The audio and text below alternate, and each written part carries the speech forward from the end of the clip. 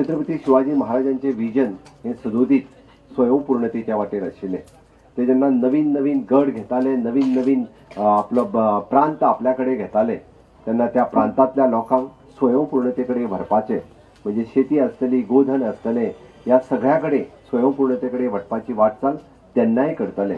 त्याच धर्तीचेर हांगासरल्या लोकांक स्वयंपूर्णतेकडे व्हरपा खातीर हो किल्लो एक आदर्श किल्लो ठरतलो आणि त्या दृश्टीन सरकाराचे सगळे प्रयत्न आसतले। आमी पळयता की आज आमच्या आर्किओलॉजी डिपार्टमेंटान सगळ्यांनी खूप बऱ्या पद्धतीचे प्रदर्शन हे मांडलेले आसा। तेंच्यांनी सगळे पोर्तुगीज डॉक्युमेंट हे ट्रान्सलेट करून तेंच्यांनी इंग्लिशीन ह्या पुराय किल्ल्याचो इतिहास बरयला। अजून असे कितलेशे डॉक्युमेंट्स जे आसा हे अजूनही पोर्तुगालाक आसा।